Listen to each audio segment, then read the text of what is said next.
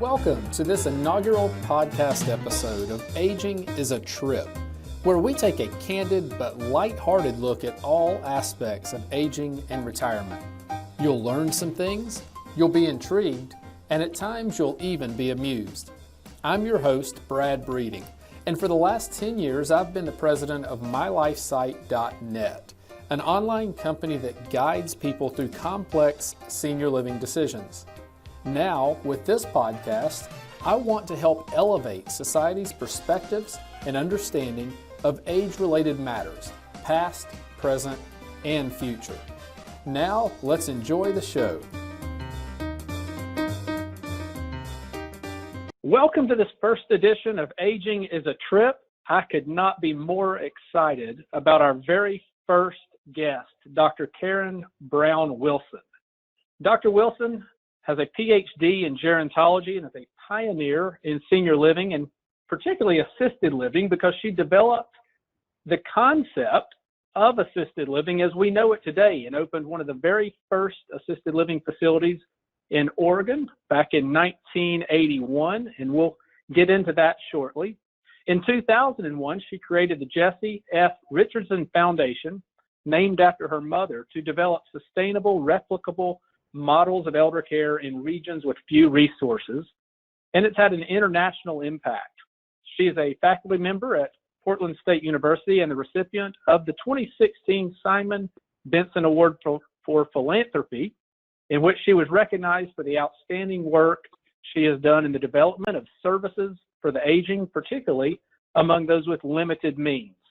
And most recently, she was mentioned at length in the outstanding book titled Being Mortal, which I believe everyone should read. And I'm sure there's much more that I'm missing, but I am excited to go ahead and get into the interview. So, Dr. Wilson, welcome, and thank you so much for taking time to be on this podcast. Thank you, and thank you for having me. So I want to find out a little bit about what you're up to these days. Where are you putting your passions right now? Well, in addition to continuing the work of the Jessie F. Richardson Foundation, 3 years ago I launched a new public charity called Age Plus, which is focused on older adults in rural Oregon, and we have several initiatives, but probably our largest initiative is to develop an affordable, replicable model of housing and services for those people who can't get into subsidized housing, can't afford regular housing, and need some sort of support and don't qualify for programs such as Medicaid. There is no question a huge need for that in our country. So can you tell us just a little bit more about how that looks and how some of these services are delivered? Well, basically, we're looking at providing a non-subsidized rent of around $600 a month for a one-bedroom apartment in Oregon. And then the services are provided through a program that we've launched already called Circles of Care. And it's designed to leverage existing volunteer networks that deliver everything from light housekeeping to minor repairs to grocery delivery, prescription delivery, telephone reassurance, all the kinds of things that people need but can't afford to pay for, and yet are not frail enough to qualify for government programs. Okay, and so when you said non-subsidized, that's what you meant, is that they're not qualifying for the government programs, and that's the gap that you come and fill in. Correct, because most people can't qualify for Medicaid until they need nursing home care in most states. Even in Oregon, which has a relatively generous benefit for Medicaid, you have to be not only financially qualified, but you have to be medically qualified. And that's a very few number or percent of the older adults who need support. It's a long time before you need help changing your light bulbs or carrying in your groceries or trimming your shrubs to qualifying for subsidized programs such as assisted living. Right. Okay. Well, I know our listeners will be really interested in this. Can you tell me one more time the name of that program? The name of the organization is called Age Plus, and if people want to go to our website, they can find more out about it, which is ageplus.org. Thank you. So you've been a gerontologist for many years. Tell me what you think, kind of what's going on in gerontology these days, kind of the state of the industry. Well, gerontology is a really complicated field. Probably the newest thing that's happening in gerontology is the design of programs that are multidisciplinary. So, for example, you might get a degree in gerontology alongside a degree in business, or a degree in engineering alongside with a certificate of gerontology. And that's because finally people are beginning to realize that a quarter of the population is 65 plus. And so whatever field you're in, whether it's architecture, engineering, business, teaching, you almost are certain to have a substantial number of your clients who are older and who need people working in that field who have an understanding of the needs of older people.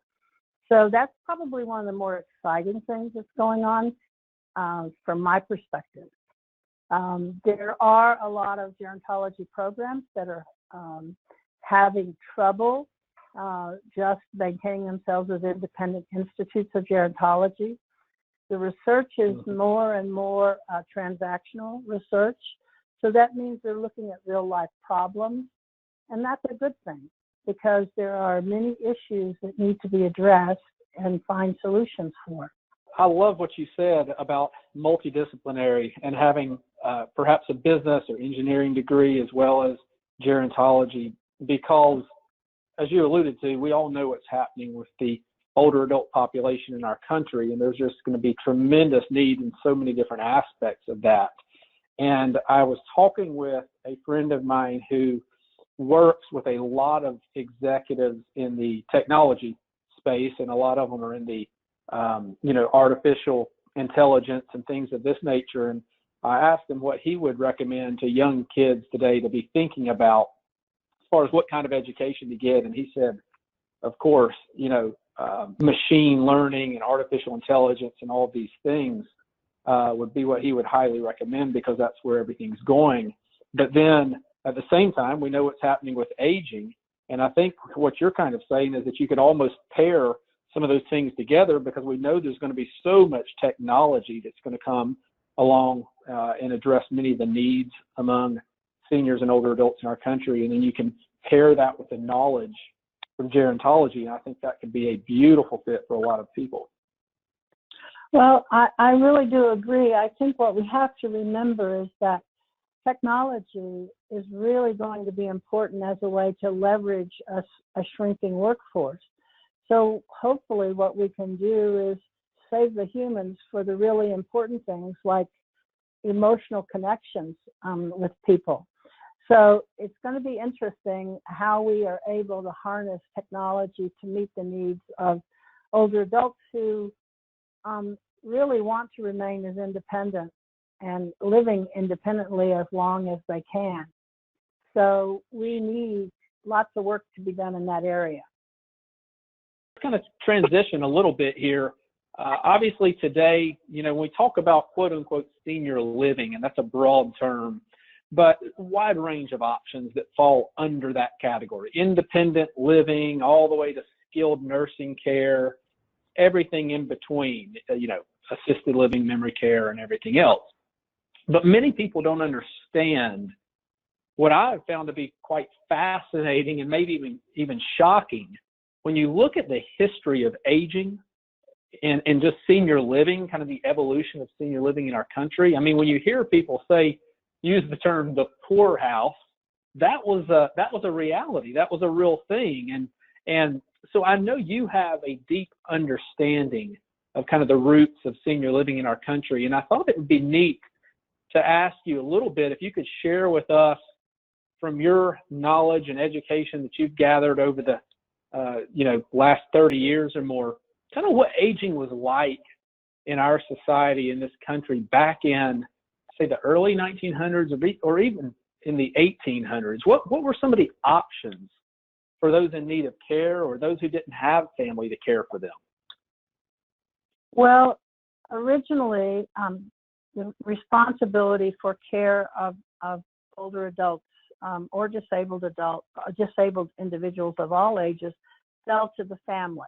But if the family was not able, or there wasn't a family, then typically the county would pay to foster older people in homes where people would live.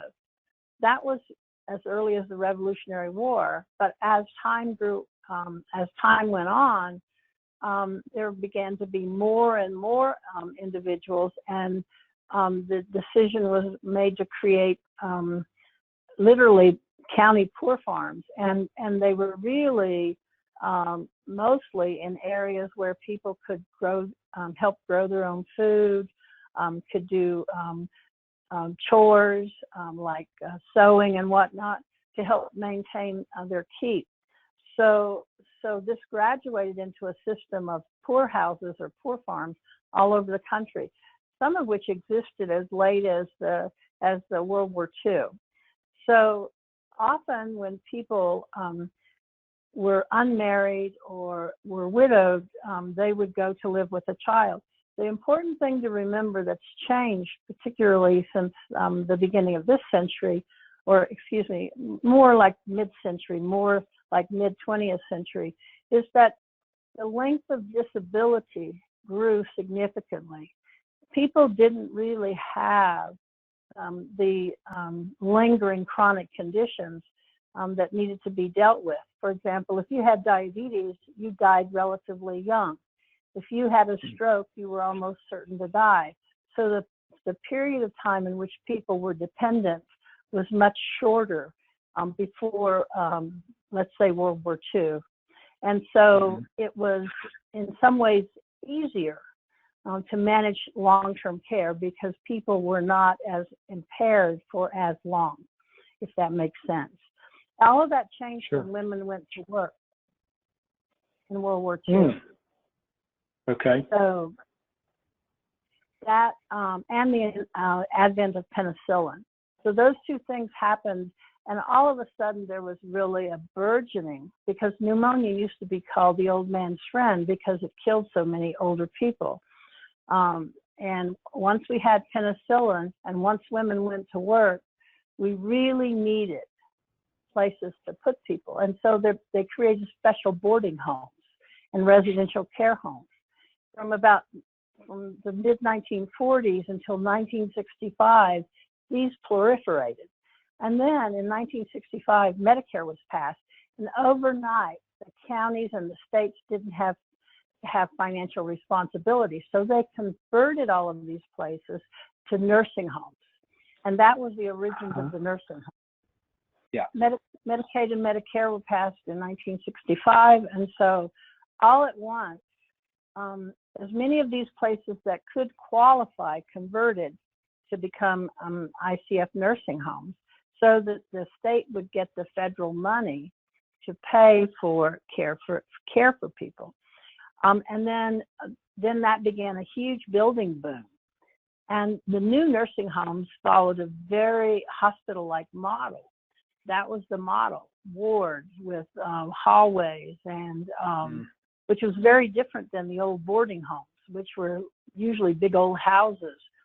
And so the new places had nursing stations, and they had call lights, and they were very medical, because the early design was around the medical model. And so they wanted it to feel and look as much like a hospital as they could make it. So for the next, literally for the next 20 years, that was what was developed as the model for long-term care. That was the genesis of the early nursing home. And in many ways, we're kind of coming full circle in the sense that what you described a moment ago, there were the boarding homes, and then, of course, the drive towards the more institutional feeling sort of nursing home, hospital-like settings. But now today we're seeing more talk again about, of course, I don't know if we would call them boarding homes, but, you know, more the small house model, the small home model, sort of this, co-housing sort of arrangement that I think we'll see more of in the coming years. Yes, we see more foster homes, we see co-housing, we see campuses, we see all sorts of things that are really designed so that the minimum number of individuals live in what would be licensed as a nursing home bed. So if we keep reinventing, or not reinventing, but adapting concepts so that they fit what people want where they are. And we had a huge building boom beginning after 1965. We began to build senior housing, independent living housing for people. We began to create congregate care. So we began in response to remember, it wasn't until about 1965 that we really began to have many retirees. And once people retired, a lot of them were looking for a different lifestyle. It also created a growth spurt in all sorts of senior care settings for a population that was, for the very first time in American history, retiring. That's changing too. Right. That's exactly what I was thinking. That's changed because now there's a trend of people working longer and longer, many because they want to, many because they perhaps need to. They're, the lack of pension plans and things like we had. So, yeah, that right. too is kind of coming back around. This concludes part 1 of this 2-part interview with Dr. Keren Wilson. Be sure to listen to part 2, where you'll hear the story behind her developing of the first assisted living community in our country, and also some excellent insights about resident relationships and relations.